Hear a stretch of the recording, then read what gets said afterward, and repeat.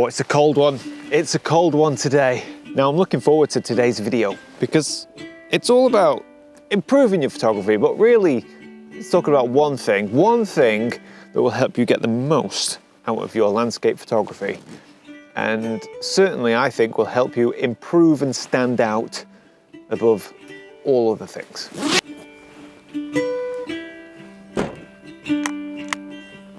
So the irony of what I'm doing today and what I'm talking about and the whole point of this video is that I very well may not get an image. Yet here I am saying this is the one thing you need to know about how to improve your photography. It seems stupid, but you gotta bear with me. So I asked a question inside of the 617 Club, which is a community that myself and Simon Baxter run, and I asked, what do you find most challenging regarding landscape photography? And the options I gave for that poll were motivation / getting out of bed / committing time to a shoot, finding interesting locations to explore and shoot, having the right / best gear, understanding, visualizing how to actually make a great image, and then post-processing. So with a whopping 37%, the number one reason for people struggling with their photography was motivation / getting out of bed, and with a close second at 33%, it was finding interesting locations. What this tells me is that a lot of photographers lack confidence or self-belief that they can make a great image no matter what. If you lack self-confidence in your own ability to make great images, then you will very easily be able to talk yourself out of committing to a photo shoot, which may very well involve an early start, a long drive, or a big walk. But the solution is simple. Stop seeing the images as your reward. Instead, see the process as your reward, i.e. the walking, the pursuit of creativity, the fresh air and exercise, seeing the sunrise, solitude in nature. Be grateful for these things and you'll never skip another photo shoot again. And the first step in making great work is simply being there, showing up. That's all you've got to do. Well, this is about as far as I'm going, I think.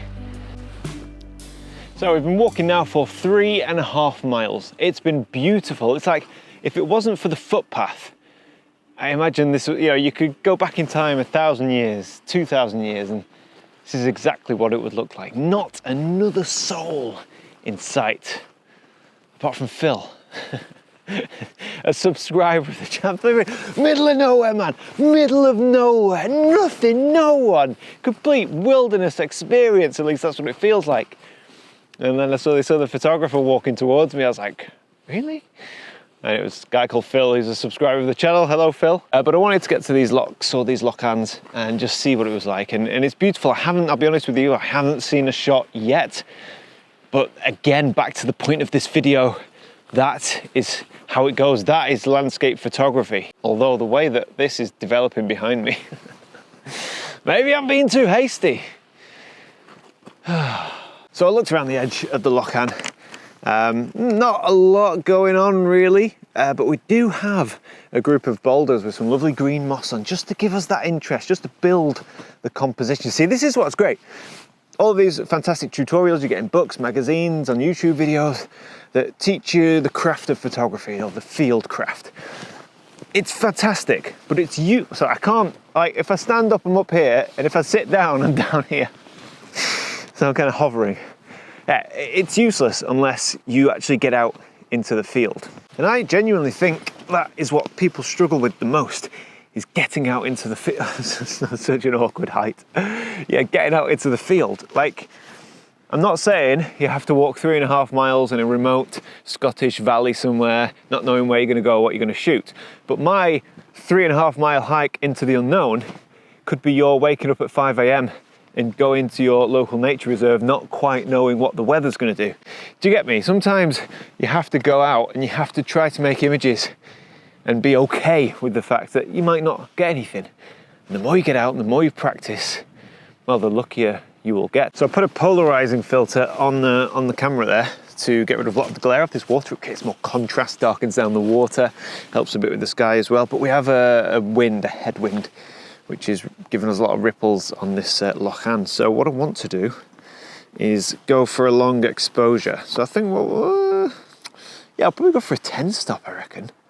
Might be too much. 10 stop might be too much. Oh, that's perfect. 30 seconds with a 10 stop, which is about right.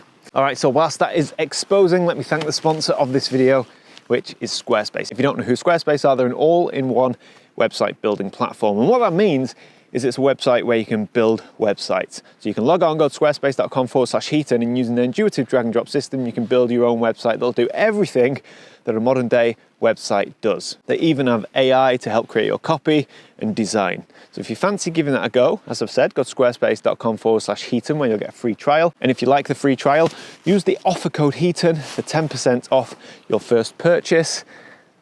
I think that's done. Let's go and have a look. Unfortunately, this image didn't quite work out. The upper half, I think, is quite successful, but it's the lower half and that rudimentary composition of using those rocks in the foreground. It's not quite perfectly balanced and it feels a little bit forced. So I packed away and headed back down to the van, not at all feeling discouraged.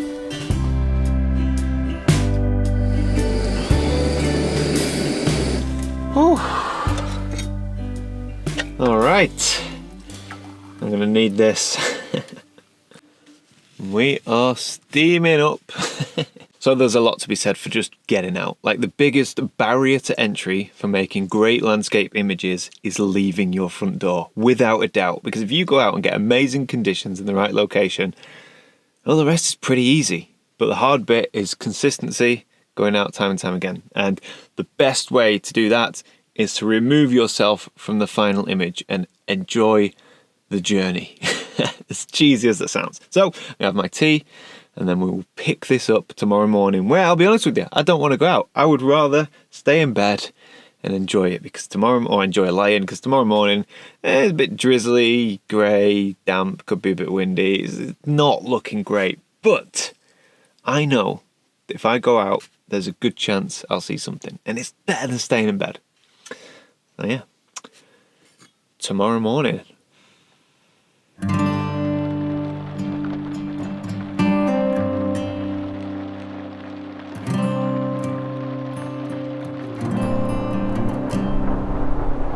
We are really testing ourselves this morning.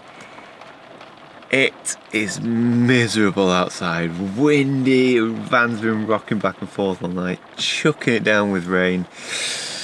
We'll have a coffee and then we'll get out, because it's always better when you're out. That's one thing I've learned above anything else, is everything's better when you're out.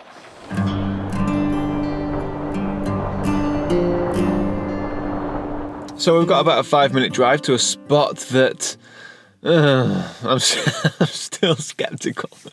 I still think it's too windy, but as I mentioned before, it all changes when you're out. Now, just give me 2 seconds to promote my landscape photography calendar. It's a calendar of 12 of my image from probably about the past 12 months. There's a few older ones in there.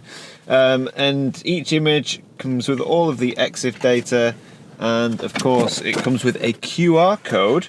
Let me just show you here. It comes with a QR code where you can scan the code, and then that'll take you directly to the video. So yeah, these are a great way to support the channel, and I do them every year. So yeah, you can pick them up now. There's a link below which will take you to my website, and when I get back from this trip in a few days, I'll be packing and shipping all of the orders. So yeah, right, onwards into the rain.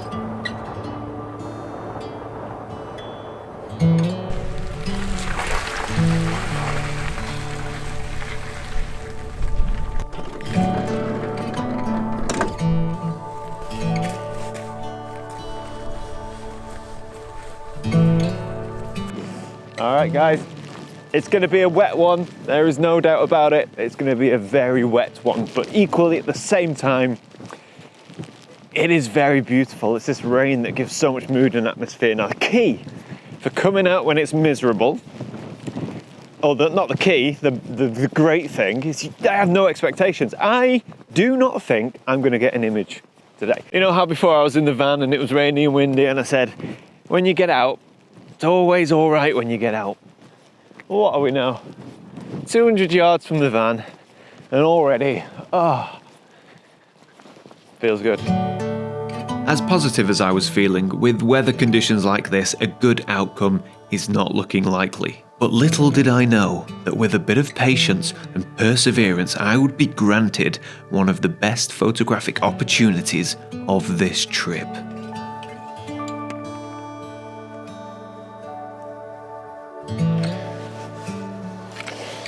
So we are setting up for something that could be spectacular, or there's actually a far greater chance that we won't take a shot at all. We'll just have to wait. A bit of patience, that's the name of the game. So as I was continuing on from the lock back there, I looked across this second lock and saw this mountain framed beautifully in the trees, and it got light. It had light on it, so lovely golden light with cloud and mist rolling above. I was like, oh my God. So I've scrambled down this bank here, come onto this lovely grassy area by the edge of the lock. And of course, in an instant, the light's gone, clouds rolled in, it's starting to rain again. But for a second, a split second, there was a magical, magical photograph to be had. Yeah, and now we need to wait and see if it happens again. We waited and we waited, preparing our gear even as the rain was falling. But here's the thing. Earlier we had had a glimmer of what the light could do and how it can transform this beautiful landscape. So although those conditions didn't repeat themselves then, we did get quite a nice image. But more importantly, we had hope. Hope of what could be. And as a landscape photographer, this is all you need. All right, I was just on my way back to the van, about to call it a day, and walked past a wonderful composition. And I looked at it and I thought, nah, it needs light, it needs light. And I started looking at the clouds and the direction of the sun and where the sun was and how dynamic everything's been this morning. And I thought, you know what? It might just get light. And I think it's getting light. Let me show you what's going on. I'm sorry, I'm all over the place. So I'm kind of tangled up in the trees at the minute. It's a really awkward compositional positioning of my camera, but it's fantastic. There's the light. We haven't had direct light yet, but you can see I'm quite well lit. That's because all of the sky is broken up. The composition is wonderful. The S-curve of the edge of the lock, yellow grasses that bend round to an island. Well, it's not an island, it's a peninsula, but it looks like an island with all of these birch trees on, still with autumn colour remaining, which is fantastic. And we have pine trees in the background and the same mountain I was shooting before in the background. So we've not come too far. And the light is very dynamic. It's washing over. Every now and again it'll hit the mountain in the background. I've not really had direct light on these yellow birch trees yet, and that's what I need, because that light is going to give me separation.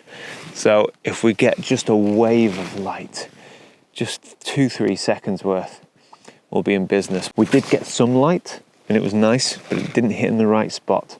So we're going to have a bit of patience, wait here and see if nature can finish this image for us, because that would be fantastic and a great way to round off the morning.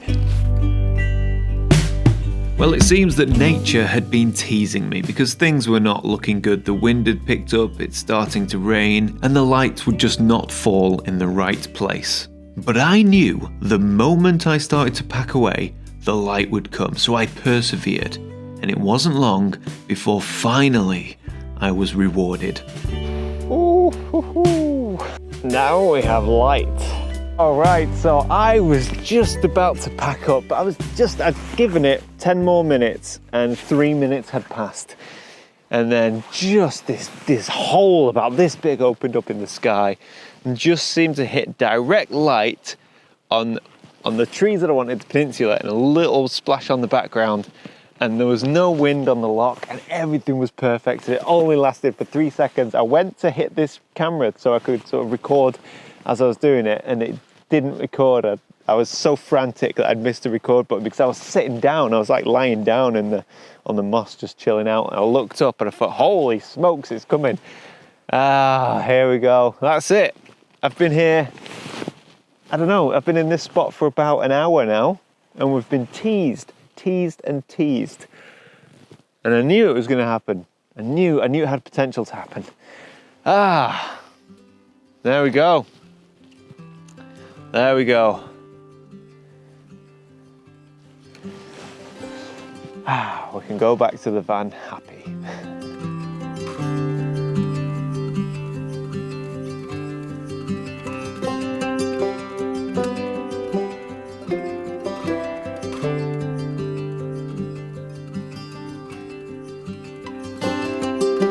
What a fantastic moment of light that was, and can you believe it even stuck around long enough for me to walk down to the lock and grab a second composition.